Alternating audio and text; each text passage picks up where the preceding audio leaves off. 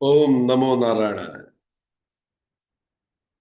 United global peace foundation, United consciousness और project self की तरफ से आप सभी का हार्दिक स्वागत है। दोस्तों, हम लोग रामचरितमानस सीरीज का अध्ययन कर रहे हैं। आज 15वां सेशन है। हम बालकांड में आज 198 198वां दोहे से शुरुआत करेंगे। ये सेशन हम भारत के सुदूर दक्षिण अंडमान निकोबार से लाइव टेलीकास्ट कर रहे हैं। चलिए, जहां पिछली बार बात समाप्त की थी, पिछली बार हमने बात की थी भगवान का जन्म हुआ, भगवान का नामकरण हुआ। आज वहीं से बात आगे शुरू करेंगे। तुलसीदास जी बताते हैं कि भगवान का रूप कैसा है। तो चलिए, अपने मन में उस निर्गुण ब्रह्म का सगुण रूप अपने मन में लेके आते हैं। हमने पिछली बार बात की थी कि हम ऐसे कर्म करें, हम ऐसा अध्ययन करें, हम ऐसा स्वाध्याय करें कि हमारे अंदर राम का जन्म, श्री राम का जन्म हमारे अंदर हो। चलिए, तुलसीदास जी के साथ सुनते हैं कि जब वो निर्गुण ब्रह्म सगुण रूप लेता है तो वो कैसा दिखता है। तुलसीदास जी कहते हैं, व्यापक ब्रह्म निरंजन निर्गुण, बिनत बिनोद सो अज प्रेम भगति बस कैसल्य कौशल्या के गोद। जो सर्वव्यापक, माया रहित, निर्गुण, विनोद रहित और अजन्मा ब्रह्म है, वही प्रेम और भक्ति के वश कौशल्या की गोद में खेल रहा है। वो ब्रह्म जो सर्वव्यापक है, माया के परे है, माया से ही वो रूप लेता है।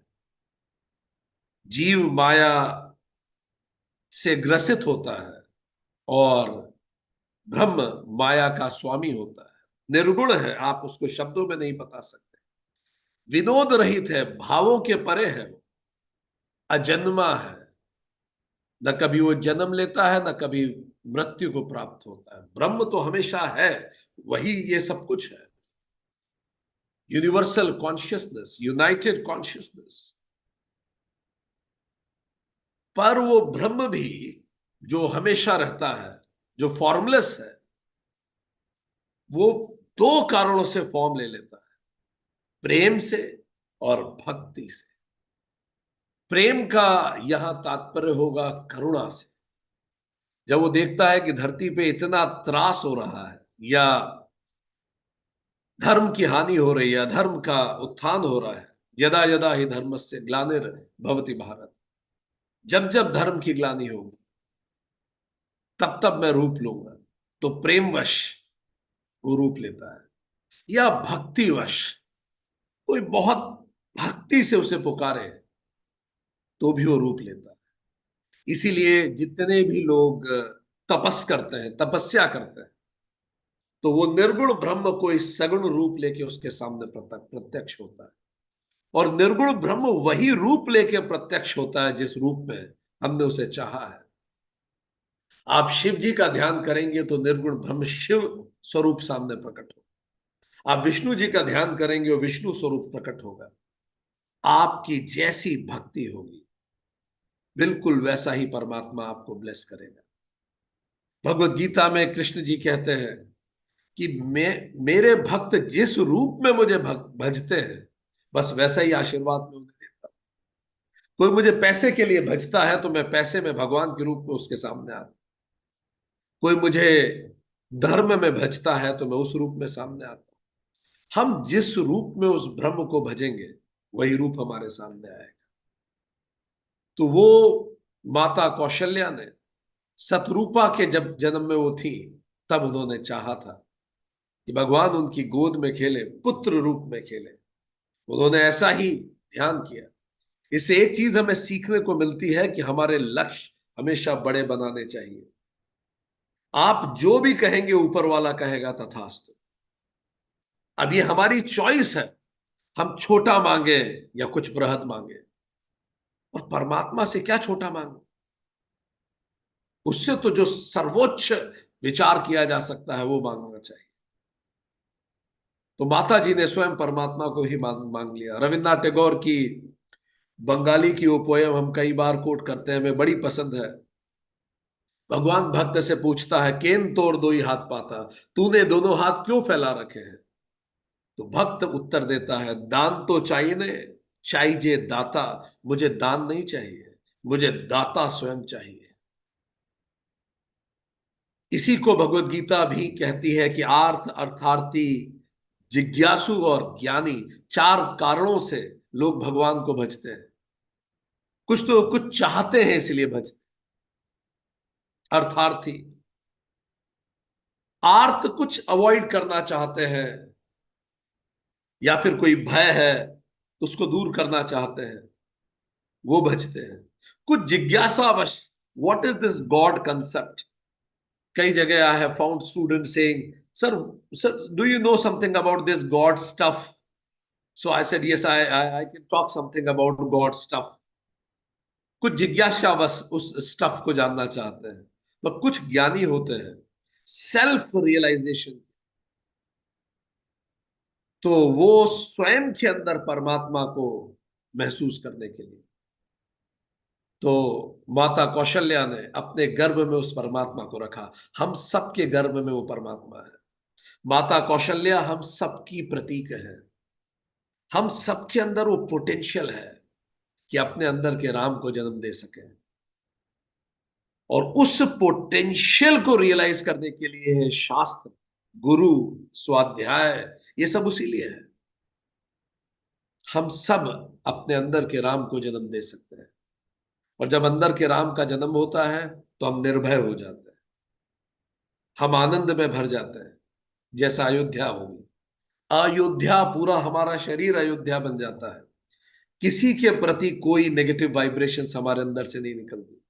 हमसे कोई युद्ध कर ही नहीं सकेगा।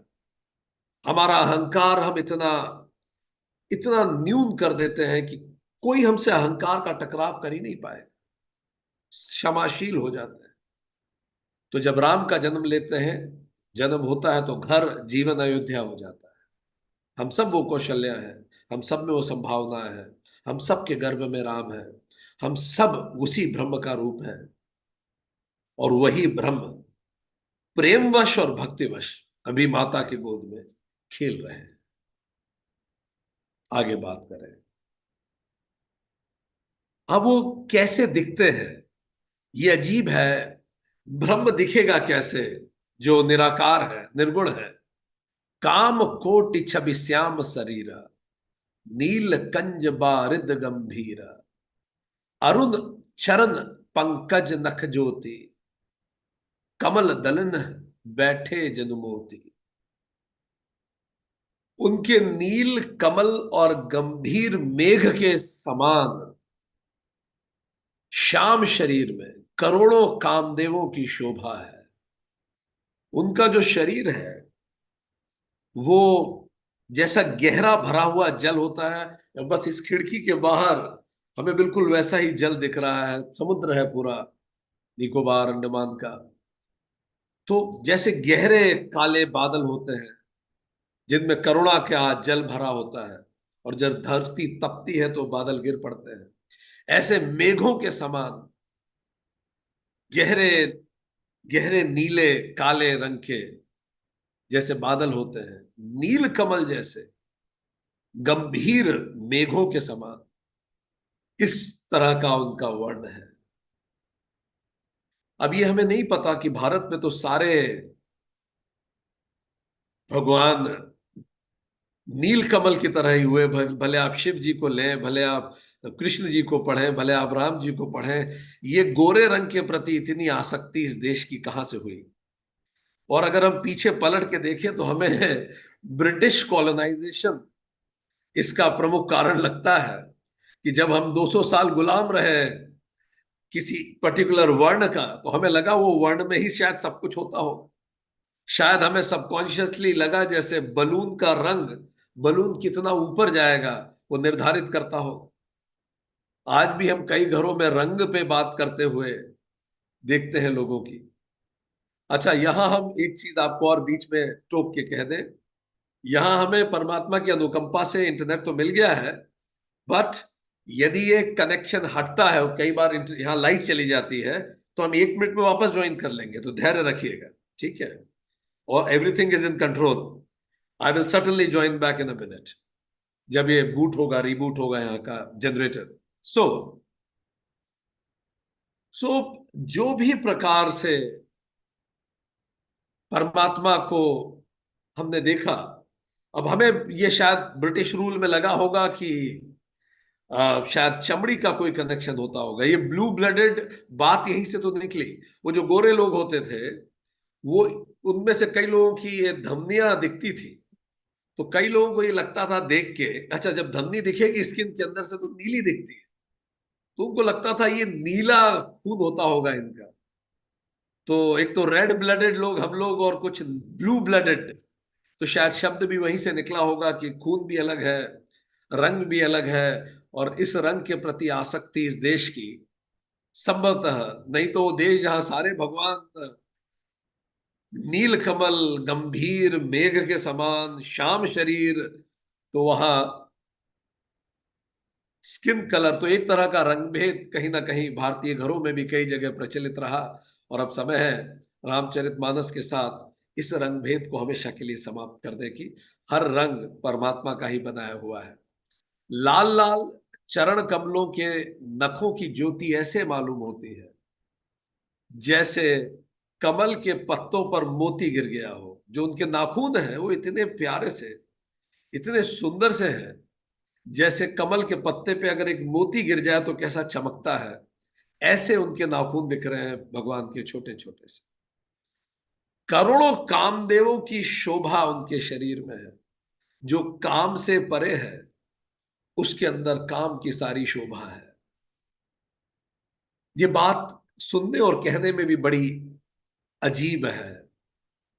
आपको पता है कामधेनु गाय किसको मिलती है? वशिष्ठ जी के पास जब कामधेनु गाय थी, तो विश्वामित्र छीनना चाहते थे उस गाय, पर वशिष्ठ जी ने बताया विश्वामित्र जी को कि ये कामधेनु गाय केवल उसको प्राप्त होती है।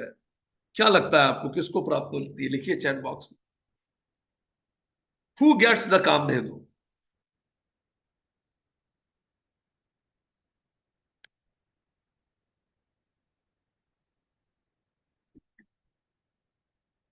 बिल्कुल ठीक कहा मधुलिका जी।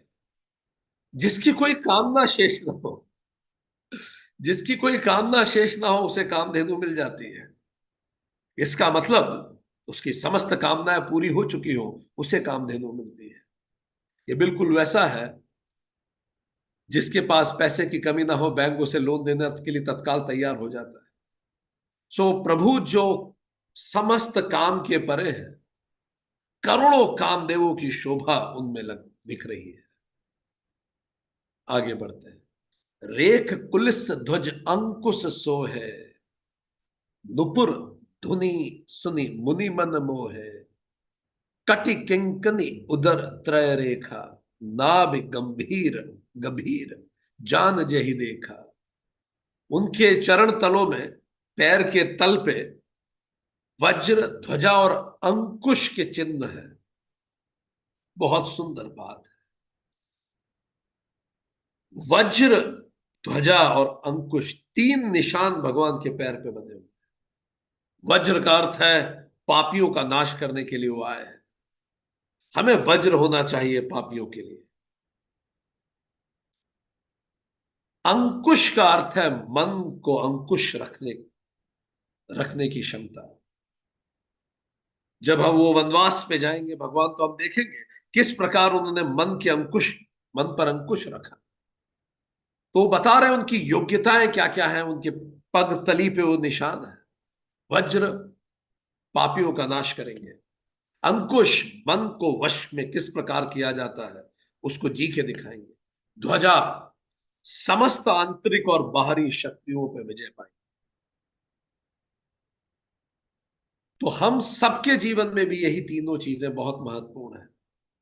ध्वजा अंदर और बाहर के शत्रुओं पर विजय पाना, काम क्रोध ईर्ष्या लोभ अहंकार अंदर का शत्रु, मत्सर्य जेलसी बाहर के शत्रु। किसी भी प्रकार का शत्रु हो, उस पर विजय प्राप्त करेंगे। ऐसे बाहर जो अन्याय कर रहे हैं, बाहर का शत्रु कौन? जो अधर्म का साथ दे, और वज्र उस पाप के नाश के लिए, अंकुश मन पर कंट्रोल करने के लिए। अगर हम भी अपने जीवन में, अपनी नौकरी में, अपनी पढ़ाई में इन तीनों को लेके आए, वज्र को लाएं, ध्वजा को लाएं और अंकुश को लाएं। वज्र का अर्थ है हमारे अंदर जो भी कुछ, हमें आसपास जहां भी पाप दिखे, हम उसके लिए खड़े हों, उससे युद्ध करने के लिए खड़े हों, धर्म का साथ दें जीवन भर। क्लास में कोई अच्छा पढ़ रहा है बच्चा, हम उसको अप्रिशिएट करें। एनीथिंग, जहां भी कुछ अच्छा हो रहा है उसको अप्रिशिएट करें, गलत हो रहा है उसको कंडेम करें। आगे बढ़ते हैं। नुपुर की ध्वनि सुनकर मुनियों का भी मन मोहित हो जाता है। भगवान जब चलते हैं तो उनके पैर की पायल बजती है, और जो मुनि ध्यान लगा के उस पायल को सुनते हैं तो उनमें उनको ओमकार की आवाज सुनाई देती है। स्वयं ब्रह्म धीरे धीरे चल रहे हैं, तो मुनियों को, उनका मन मोहित हो जाता है मुनियों का, क्योंकि उनको उनके पैरों की थाप में ओम की आवाज सुनाई देती है। उनकी करधनी और पेट पर 3 रेखाएं हैं, जो बताते हैं कि वो तीनों शरीरों को जीत चुके हैं, स्थूल, सूक्ष्म और कारण शरीर। मी, माइन, नॉट माइन, वो जो त्रिपुंड की 3 रेखाएं हैं, वो इन तीनों के परे, वो इन तीनों को जीत चुके हैं। नाभि की गंभीरता को तो वही जानते हैं जिन्होंने उसे देखा है। नाभि गंभीर जान जही देखा, कोई इसका कारण बताएगा? ये जो 3 रेखाएं हैं, ये तो हम समझ गए, ये तीनों रेखाएं सत रज तम गुण का प्रतीक हो सकती हैं। ये तीनों रेखाएं 3 शरीर का प्रतीक है। और वो जो त्रिपुंड है, जैसा हमने पहले भी कहा, भगवान शिव का त्रिपुंड भी इसी बात का प्रतीक है। पहली लाइन मी, मैं, दूसरी लाइन माइन, मेरा, और तीसरी लाइन जो मेरा नहीं है, जिससे मुझे जेलसी होती है, सब भस्म में चला जाएगा। ये बात भगवान बचपन से जानते हैं। पर नाभि की गंभीरता तो केवल वही जानते हैं जिन्होंने देखा है, क्योंकि वो ब्रह्म है। उसी के नाभि से तो ये जगत पैदा होता है। नारायण की नाभि से ब्रह्मा पैदा हुए, ब्रह्मा ने पूरा जगत सृजित किया। तो वो कह रहे हैं तुलसीदास जी, उनकी नाभि का तो क्या कहना, उन्हीं की नाभि से तो हम सब पैदा हुए हैं। पर वो ब्रह्म स्वयं अब रूप लेके आया है, तो उनकी नाभि को भी कोटि कोटि प्रणाम, जिससे ब्रह्मा पैदा हुए, जिससे पूरा जगत पैदा हुआ। ये इंपॉर्टेंट बात है यहां समझ लेने की। जो जागृत जन्म लेता है वही अवतार है, और जिसको जागृत मृत्यु प्राप्त होती है वही मुक्ति है। तो जागृत जन्म जो ले पाता है वही अवतार है। वो पर्पस के लिए आता है, वो भक्ति वश आ रहा है, प्रेम वश आ रहा है, वो वासना वश नहीं आ रहा, वो वासना के कारण नहीं आ रहा, हम वासना वश आते हैं। तो फॉर्म और formless is just a point of view. वही फॉर्मलेस फॉर्म ले लेता है, and when the view is complete all points dissolve in it.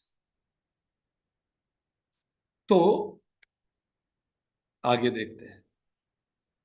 भुज विशाल भूषण जुत भूरी, हिय हरि नक अति शोभा रूरी। उर मनिहार पदिक की शोभा, विप्र चरण देखत मन लोभा। बहुत से आभूषण से सुसज्जित है भगवान, विशाल भुजाएं हैं, हृदय पर बाघ के नख की निराला निराली छटा है। यहां बाघ नख जैसा दिखता है। बाघ पशुओं का राजा है, जो अपने अंदर के पशु को नियंत्रित कर सके वही पशुपति होता है। पशु, अपने अंदर के पशु के राजा है भगवान।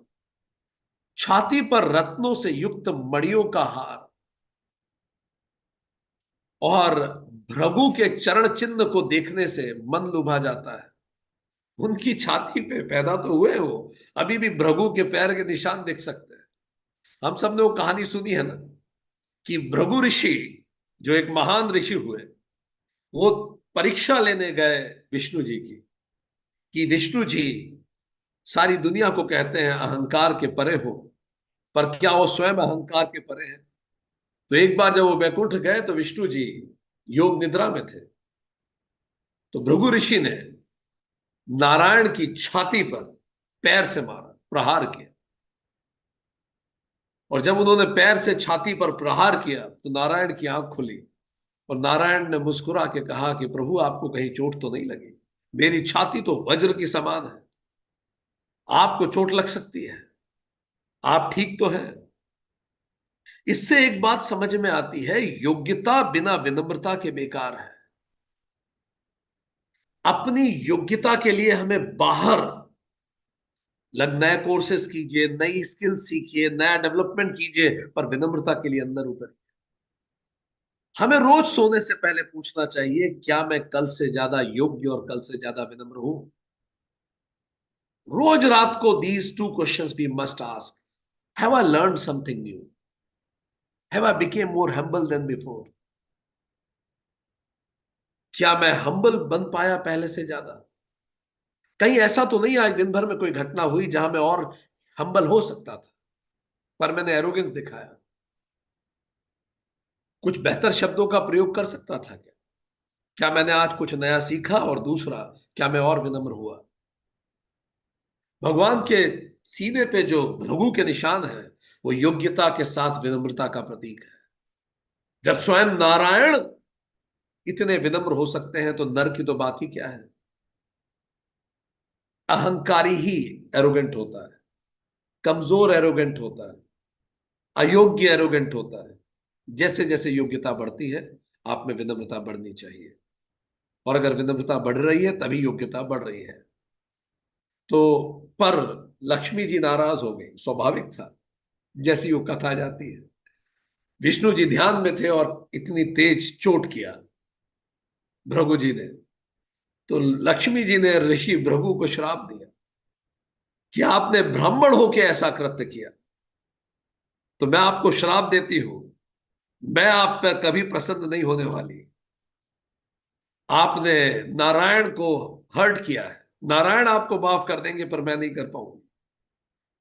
तो कहते हैं कि तभी से ब्राह्मणों पर लक्ष्मी उतनी जल्दी प्रसन्न नहीं होती। ब्राह्मणों को बड़ा कष्ट उठाना पड़ता है लक्ष्मी को प्रसन्न करने के लिए। चलिए आगे बात। पर जो वास्तव में ब्राह्मण है उसको लक्ष्मी की फिर आवश्यकता ही नहीं, क्योंकि वो जानता है कि लक्ष्मी और विष्णु एक ही है। विष्णु और लक्ष्मी एक ही है, ब्रह्म के तो केवल अलग अलग रूप है, ब्रह्म तो एक ही है। आगे बढ़ते हैं। कंबु कंठ अति चुबक चुहाई, सुहाई। कंबु कंठ अति चिबुक सुहाई, आनंद अमित मदन छबिछाई। दुई दुई दसन अधर अरुनारे, नासा तिलक को बैर न पारे। कंठ शंख के समान है, तीन रेखाएं उसमें भी आ रही, थोड़ी बहुत सुंदर है। मुख पर असंख्य कामदेवों की छटा सा छा रही है। दो सुंदर दंतुलियां हैं, लाल लाल होठ है, नासिका और तिलक का तो वर्णन ही कौन कर सकता है। दो सुंदर सुंदर दांत भगवान के दिख रहे हैं। किस प्रकार जब ब्रह्म रूप लेता है, ऐसे ही हम सब इस दुनिया में आए ब्रह्म रूप में। पर हम में से कई लोग अपने लक्ष्यों को भूल जाते हैं, इसीलिए वो ब्रह्म रूप खो जाता है। तुलसीदास जी कह रहे हैं, नासिका, ये नासिका ही हमारा इस सृष्टि से सबसे महत्वपूर्ण संबंध है। हर पल ये सृष्टि हमारे अंदर आ रही है, हर पल हम वापस सृष्टि में जा रहे हैं। ये नासिका हमारा सबसे मजबूत संबंध है उस ब्रह्म से। हर पल हम ब्रह्म से एक्सचेंज कर, ये नासिका हमें याद दिलाती है, we are not an island. ये मेरी लाइफ जैसा कुछ नहीं है, ये हमारी लाइफ नहीं है। ये हर आती सांस याद दिलाती है, it's not your life, it's given to you by this universe for a purpose. And आप अगली सांस ले नहीं सकते जब तक पिछली लौटाएंगे। आप इस सृष्टि से कुछ ले नहीं सकते जब तक आप देने के लिए वचनबद्ध नहीं हो। कृष्ण कहते हैं गीता में, जो बिना दिए लेता है वो चोर है। पापी है वो। सांस हमें इसका भी याद दिला, ये हमारा सृष्टि से कनेक्शन है, ये हमारी सोलमेट है सांस। वी आर ब्रिदेरियंस, हम ब्रिदेरियंस हैं। उपनिषदों में आता है कि मन और सांसें भाई बहन है। सांस के साथ मन चलता है, सांस के रुकते मन रुक जाता है। इसीलिए ऋषि जब ध्यान करते तो सांस को स्लो कर लेते, मन धीरे हो जाता है। इसलिए जब हम क्रोध करते हैं तो सांसें तेज होने लगती। तो ये दोनों जुड़वा भाई बहन है, एक को कंट्रोल करो दूसरा अपने आप सध जाएगा। इसलिए प्राणायाम का बड़ा महत्व है मन को शांत करने के लिए। गहरी सांसें लीजिए, मन शांत हो जाए।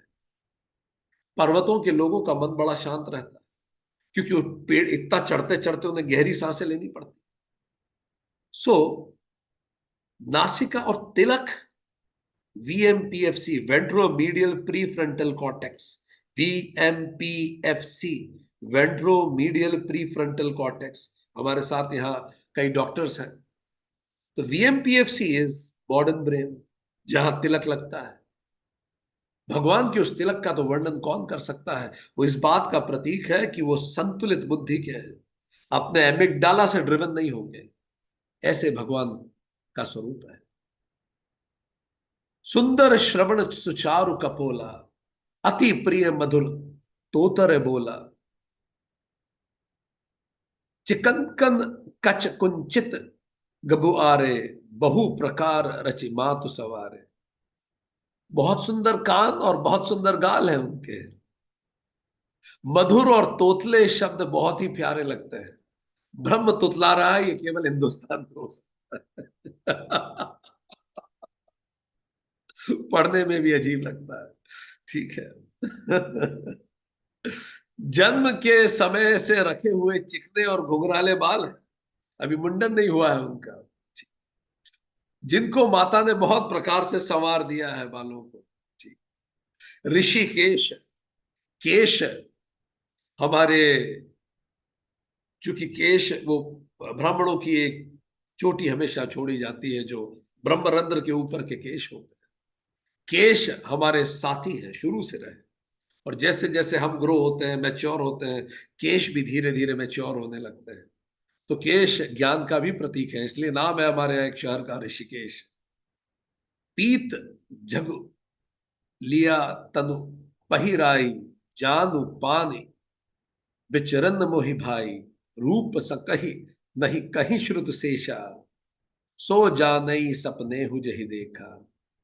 शरीर पे पीली झंगुली पिनाई हुई है उनको। उनका घुटना और हाथों के बल चलना बहुत ही प्यारे लग, घुटने घुटने ब्रह्म चल रहे हैं। ठीक। करुणावश निर्गुण सगुण बन जाता है, वो ईश्वर होता है, उसी को ईश्वर कहते हैं। वो घुटने घुटने चल रहे हैं, ब्रह्म आए और घुटने घुटने चले, ताकि हम खड़े होके दौड़ सके, हम हमें सिखा सके।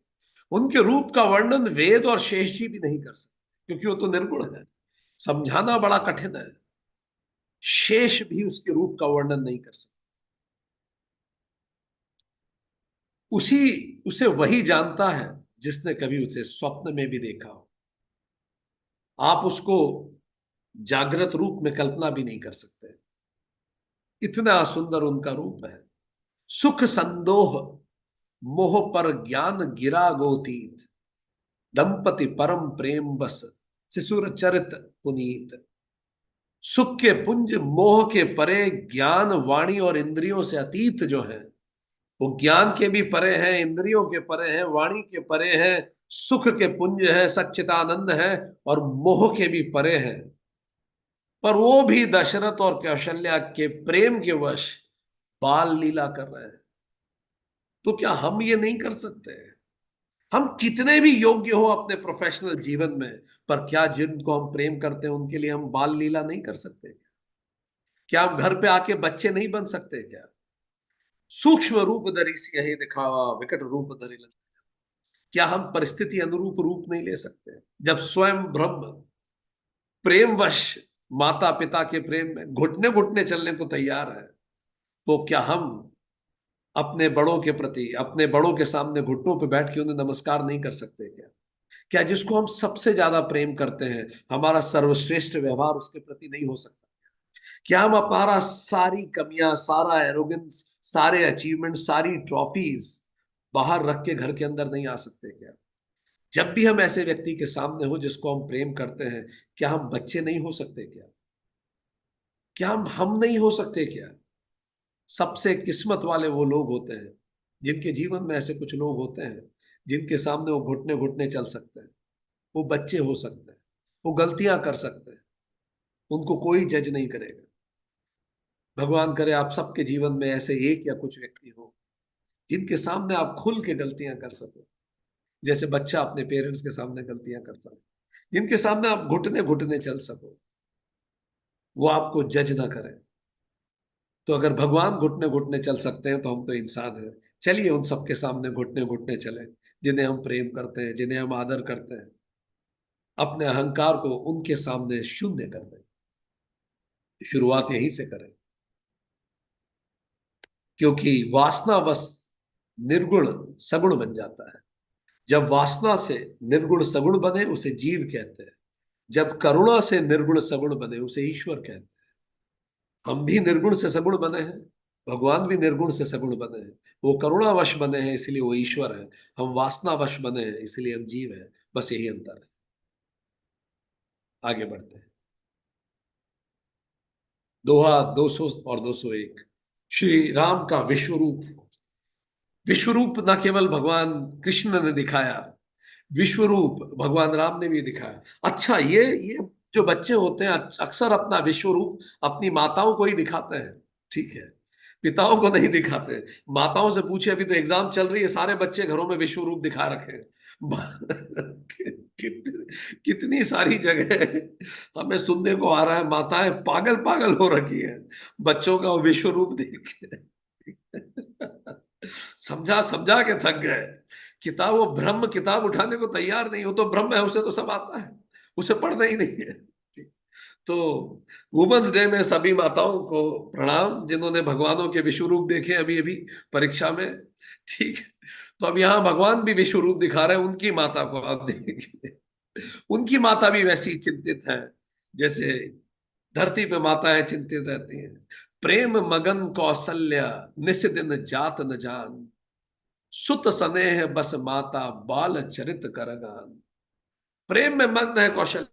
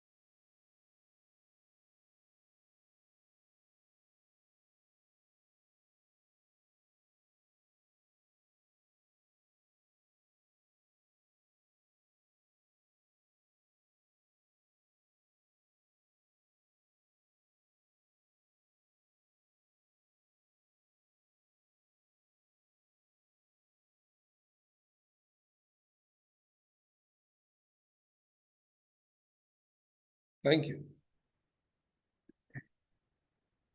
Welcome back. खैर, it was expected because I was told that बीच में एक आध बार लाइट रीबूट होगी।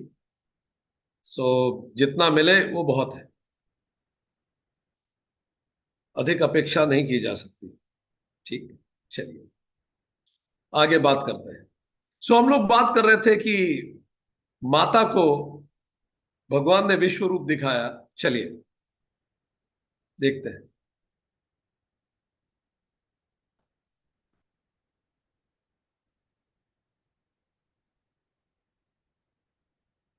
वो दिन रात का बीतना नहीं जानती थी। पुत्र के स्नेहवश माता उनके बाल चरित्र का गान किया करती थी, बच्चे के बारे में बात करती रहती थी, उन्हीं में मगन रहती थी हर समय।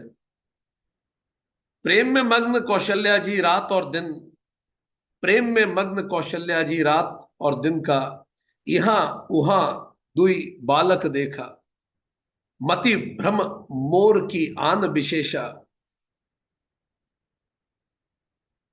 देखी राम जननी अकुलानी, प्रभु हंसी दिन ही मधुर मुस्कानी।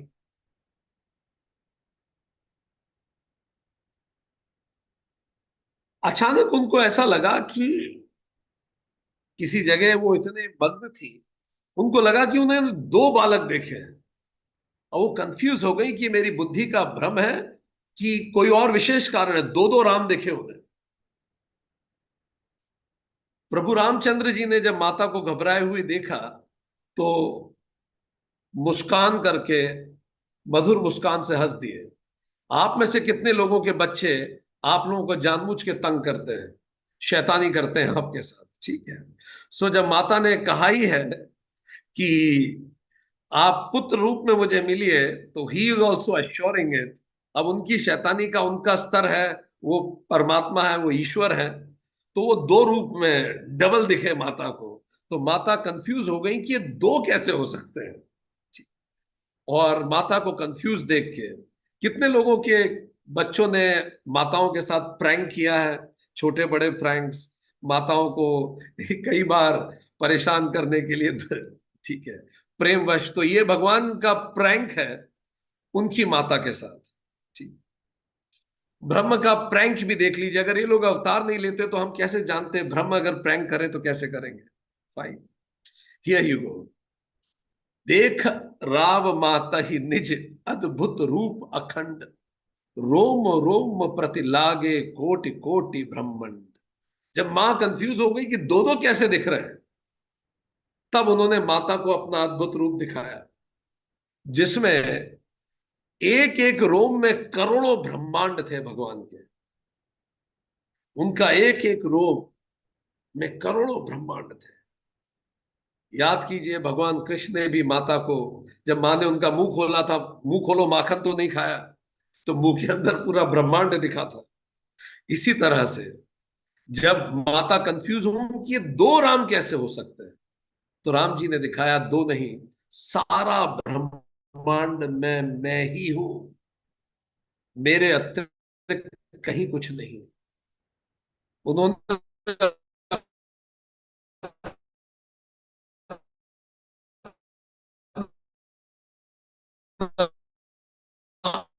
अखंड रूप दिखाया। आज हम मल्टीवर्स की बात करते हैं, आप सोचिए, सन 1500 से ही मल्टीवर्स की चर्चाएं हमारे शास्त्रों में है। करोड़ों ब्रह्मांड हैं, एक नहीं है, मल्टीवर्स। अनगणित रवि शशि शिव चतुरानन, बहु गिरि सरित सरित सिंधु महिकानन, काल कर्म गुण ज्ञान सुभाऊ, साऊ देखा जो सुना न काऊ। माता ने अनगिनत सूर्य देखे, चंद्रमा देखे, शिव ब्रह्मा देखे, बहुत से पर्वत नदियां समुद्र पृथ्वी वन काल कर्म गुण ज्ञान स्वभाव सब कुछ देखा। और वो पदार्थ भी देखे जो कभी सुने भी नहीं थे। सब कुछ दिखा दिया भगवान ने माता को। हमारे घर में जो छोटे छोटे बच्चे हैं वो भी तो माता को सब कुछ दिखा देते हैं। सारे काल, सारे वन, कर्म गुण ज्ञान सब कुछ दिखा देते हैं माता। वो पदार्थ भी दिखा देते हैं माता को जो माता ने कभी देखे सुने नहीं थे उनके बचपन में। ठीक है। तो भगवान ने सब कुछ दिखा दिया। देख माया सब बिदगाड़ी, अति सभीत जोरे कर ठाड़ी। देखा जीव नचावई जाही, देख भगति जो छोरहि ताही। सब प्रकार से बलवती माया को देखा, और मां ने देखा कि माया भगवान के सामने हाथ जोड़ के खड़ी है।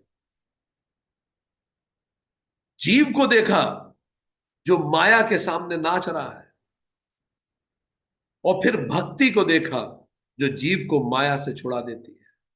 ये बहुत महत्वपूर्ण दोहा है। देख माया सब बिदिगाड़ी, अति सभीत जो रे कर ठाड़ी। देखा जीव नचावई जाही, देख भक्ति जो छोर ही ताही। थोड़ा समझ लेने जैसा है। राम साकार ब्रह्म है, ब्रह्म निराकार राम है। जीव खोया हुआ ईश्वर है, ईश्वर चैतन्य जीव है। ये आपस के संबंध है। ब्रह्म प्लस माया इक्वल्स टू ईश्वर। जब ब्रह्म अपनी माया से जगत को रचने का विचार करता है तो उसी ब्रह्म को ईश्वर कहते हैं। क्योंकि ब्रह्म में तो कोई विचार नहीं, वो तो विचारों के परे है, निराकार है, निर्गुण है। पर जब ब्रह्म जगत रचने पे विचार करता है तो उसको ईश्वर कहते हैं। फिर ईश्वर प्लस माया इक्वल्स टू जीव। फिर जब ईश्वर माया से इस जगत को रचता है तो जगत बनता है। तो ब्रह्म प्लस माया इक्वल्स टू ईश्वर, ईश्वर प्लस माया इक्वल्स टू जगत। अब यहां जीव जगत ईश्वर ब्रह्म चारों को एक साथ और माया सबको एक साथ इस दोहे में बताया है। इसको ऐसे समझे, वो कह रहे हैं कि माता ने बलवती माया को देखा, बहुत ताकतवर माया, पर वो भगवान के सामने हाथ जोड़ के सर झुका के खड़ी है। ठीक। फिर उसने देखा कि भगवान के सामने तो माया सर झुका के खड़ी, और जीव के सामने माया से सर उठा के बैठी है, और जीव नाच रहा है माया के साथ। और फिर उसने देखा कि वो जीव जो भक्ति के पास गए, वो जीव जिन्होंने भक्ति का साथ लिया, माया ने उसको ब्रह्म से मिला दिया, भगवान से मिला दिया। वो माया के परे जाके ब्रह्म से मिल पाया। अब इसको समझने की कोशिश करें। ऐसे माने कि हम देखते हैं कई बार जीव है जनता, जगत है ही, माया को मान लीजिए ब्यूरोक्रेट्स, कलेक्टर मान लीजिए, ठीक, कमिश्नर मान लीजिए, ठीक। अब जनता लाइन लगा के खड़ी रहती है कलेक्टर से मिलने के लिए, कमिश्नर से मिलने के लिए। पर डेमोक्रेसी में सारी ताकत किसके पास है? जनता के पास है। पर जनता अपनी उस ताकत से अवेयर नहीं है। इसीलिए नौकर को भारत में व्यंग्य में कई बार नौकर शाह कहा जाता है। सारे ब्यूरोक्रेट्स ऐसे नहीं होते, कुछ ऐसे जिनके कारण ब्यूरोक्रेसी का नाम खराब होता है, हम केवल उनका उदाहरण दे रहे हैं। इसीलिए नौकर शाह कहा गया, नहीं तो लोक सेवक कहा जाता है, वो सेवा के लिए। ब्रह्म मान लीजिए इस एनालॉजी के हिसाब से सीएम, मुख्यमंत्री।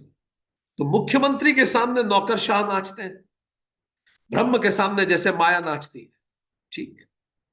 पर उसी जनता से ही सीएम निकल के आता है।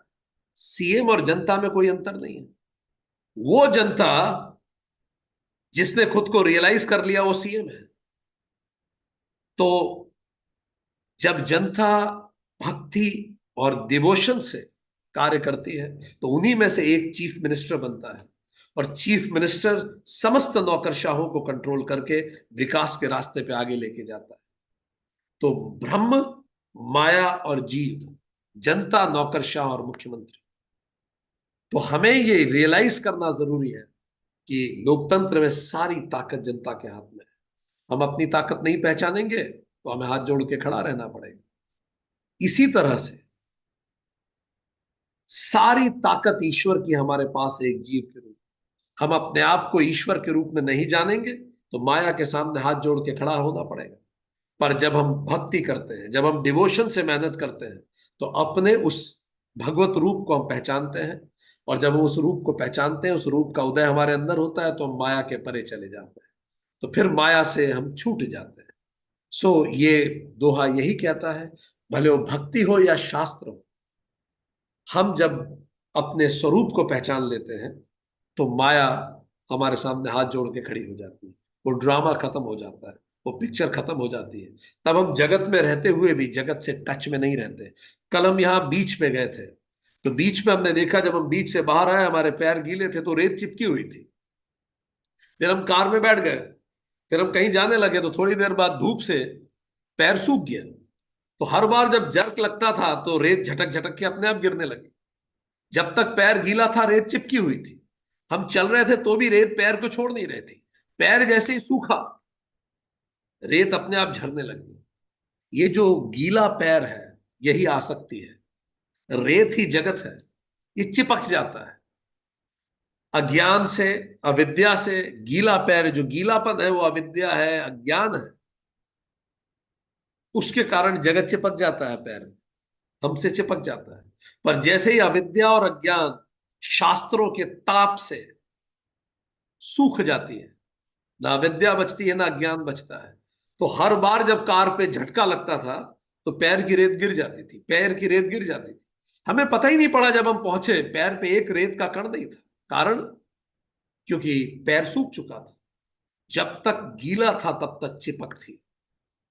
तो जब तक अज्ञान रहता है तब तक चिपक रहती है, अविद्या रहती है तब तक चिपक रहती है, रेत चिपकी रहती है।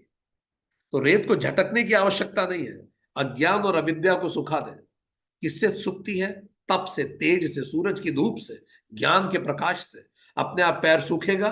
फिर जीवन का हर झटका रेत को झटकता जाएगा। एक झटका आएगा, कुछ रेत और गिरेगी, दो झटके आएंगे, कुछ रेत और गिरेगी, पांच झटके के बाद तो माया रवाना। This is how it goes happens. आगे बढ़ते। तन पुलकित मुख बचन न आवा, नयन मूंद चरननि सिरुनावा। विस्मयवत देख मत हारी, भय बहुरी शिशु रूप खरारी। अब माता का मन शरीर पुलकित हो गया, उनके मुंह से एक वचन भी नहीं निकला, और माता ने आंख बंद करके शीश नवाया। हम ऐसी कई माताओं को देखते हैं जो बच्चों के सामने सच में शीश नवाती हैं कि भाई धन्य हुए हम, अब अपना विश्व रूप बंद करो, थक गए हम। ठीक है, तो माता ने सर नवाया। माता को आश्चर्यचकित देखकर भगवान फिर से बाल रूप हो गए कि बस अब इससे ज्यादा ये नहीं ले पाएंगे। ठीक है, तो ऐसी लीलाएं हमने कई घरों में देखी। कितने लोगों ने अपने बच्चों के हाथ जोड़े कि प्लीज अब कृपा करो, हाथ खड़ा कर। तो माता ने भी हाथ जोड़े कि अपना विश्व रूप वापस लीजिए। सारे आपने अपने स्वभाव, ज्ञान, कर्म, काल सब दिखा दिए, अब वापस बाल रूप में आ जाइए और मुझ पे कृपा कीजिए, शांति दीजिए, बहुत हो गया। ठीक है, सो आगे बढ़े। मन कर्म वचन अगोचर जोई, दशरथ अजिर बिचर प्रभु सोई। भोजन करत बोल जब राजा, नहीं आवत तजी बाल समाजा। मन वचन कर्म से जो अगोचर है, आप मन वचन कर्म से नहीं देख सकते। आपको कर्मों के परे जाना होगा, वचनों के परे जाना होगा। वचनों के परे जाने का मतलब, you can't define God, defining God is defying God. आपको मन के परे जाना होगा। वही भगवान उनके आंगन में घूम रहे हैं, जो मन वचन कर्म के परे हैं, जिनको देखा नहीं जा सकता, अब आप देख सकते हैं। भोजन करते समय पिताजी बुला रहे हैं, आइए खाना खा लीजिए, पर बच्चों के साथ खेल रहे हैं और वो आ ही नहीं रहे। आप में से कितने लोगों के साथ ऐसा हुआ, आपने बच्चे को खाने के लिए बुलाया पर वो खेल छोड़ के नहीं आया? देखिए, पूरी तरह से बाल रूप भगवान हो गए हैं। पिताजी भी बुला रहे हैं, अभी अभी वो कर्तव्य बोध भी नहीं है कि पिताजी ने बुलाया तो सब छोड़ के जाना है। जिस पिता के कहने पे वनवास पे जा सकते हो, उस पिता के कहने पे खाना खाना भी नहीं आ रहे हैं। ठीक है, जिस पिता के कहने पे 14 साल का वनवास ले सकते हैं, कहने पे भी नहीं, पिता ने तो उन्हें कहा भी नहीं कि वनवास लो, बस उन्होंने सुना कि पिता ने किसी को वचन दिया है, उस पे 14 साल का जो वनवास ले सकता है, वो बुलाने पे खाना खाने भी नहीं आ रहा। इसलिए ज्यादा चिंता न करें, हमारे बच्चे भी जब बड़े होंगे तो सब समझ जाएंगे। Is it okay? आगे बढ़ते हैं। वो खाना खाने भी नहीं आ रहा है। कौशल्या जब बोलन जाई, ठुमुक ठुमुक प्रभु चली चल ही पराई, निगम नेति शिव अंत न पावा, ताही धरे जननी हटि धावा। फिर माता जी बुलाने गई, आओ खाना खा लो। तो जब कौशल्या बुलाने जाती है खाना खाने के लिए, तो ठुमुक ठुमुक करके भाग जाते हैं। आप में से कितने लोगों के साथ ऐसा हुआ, आप बच्चों को खाना खाने के लिए पकड़ने गए और ठुमुक ठुमुक करके भाग गया? ठीक। तो भगवान भी ठुमुक ठुमुक करके, कौशल्या जब बोल न जाई, ठुमुक ठुमुक प्रभु चल ही बराई। जिनका वेद नेति नेति करके निरूपण करते हैं, शिव जी ने जिनके अंत को नहीं पाया, उन्हें पकड़ने के लिए माता दौड़ती है। ये कितना सुंदर दृश्य है। वेद जिसको कहते हैं ये भी नहीं, ये भी नहीं, ये भी नहीं, परमात्मा ये भी नहीं है, ये भी नहीं है, सब कुछ ही परमात्मा है। इस पूरा सृजन ही परमात्मा है। उसको पकड़ने के लिए मां दौड़ रही है। दूसर धूरी भरे तनु आई, भूपति बिहसी गोद बिठाए। और फिर जब लौट के आते हैं तो धूल से सने हुए आते हैं। आप में से कितने लोगों के बच्चे ऐसे धूल से सने हुए कपड़े गंदे करके लौटे कभी भी? तो राजा ने उनको घस के गोद में बिठा लिया। भोजन करत चपल चित, इत उत अवसर पाई, भाजी चले किलकत मुख, दधि ओधन लपटाई। भोजन करते हैं पर ध्यान इधर लगा रहे हैं, कहीं उधर लगा रहे हैं। कितने लोगों ने अपने बच्चों को बोला खाने पे ध्यान दो, इधर उधर मत ध्यान दो भाई। तो भगवान भी यही कर रहे हैं। भोजन करते हैं पर मन चंचल है। अवसर पाकर मुंह में दांत भात लपटाए हुए, किल आधा खाना खाया फिर कहीं चले गए, फिर पकड़ के लाया, फिर कुछ खाना खाया, फिर दो और खिलाया, फिर कहीं चले गए। तो मुंह पे खाना लगा हुआ है, इधर दौड़ लगा रहे हैं, उधर दौड़ लगा रहे हैं। कितने लोगों ने अपने बच्चों के बचपन में भगवान की ये लीला देखी? बाल चरित अति सरल सुहाय, सारद शेष शंभु श्रुत गाय। जिन्हीं कर मन इन्हीं सन नहीं राता, ते जन वंचित किए विधाता। रामचंद्र की बहुत सुंदर और भोली सी बाल लीलाओं का सरस्वती जी, शेष जी, शिव जी और वेदों ने गान किया है। सब देख रहे हैं, ऊपर से चकित हैं कि ब्रह्म इस तरह की लीला कर रहे हैं। ऐसे बच्चों की तरह इधर उधर दौड़ लगा रहे हैं। मन जो इन लीलाओं को देख के भी मन जिसका मोहित नहीं हुआ, वो नितांत भाग्यहीन है। उससे ज्यादा भाग्यहीन व्यक्ति कोई नहीं। भय कुमार जब ही सब भ्राता, दीन जनेऊ गुरु पितु माता। गुरु ग्रह गए पढ़न रघुराई, अल्प काल विद्या सब आई। जो ही थोड़े बड़े हुए, तो उस समय तो कुछ सुनते नहीं थे किसी की भी, ठीक। पर जब थोड़े बड़े हुए, तब फिर माता पिता और गुरु ने उनका यज्ञोपवीत संस्कार किया कि अब पढ़े लेंगे, लिखेंगे। और फिर वो गुरु के घर गए, विद्या पढ़ने गए, पर ही वॉज वेरी शार्प। बहुत कम समय में उन्हें सारा ज्ञान हो गया। पुराने संस्कार वापस आते हैं। जाकी सहज श्वास श्रुतचारी, सो हरि पढ़ यह कौतुक भारी। कितनी सुंदर बात है। विद्या विनय निपुण गुणशीला, खेल ही खेल सकल नृपलीला। चारों वेद जिसकी स्वाभाविक श्वास है, वह भगवान पढ़ रहे हैं। ये कितना अचरज की बात। ये कितनी सुंदर बात लिखी है तुलसीदास जी ने।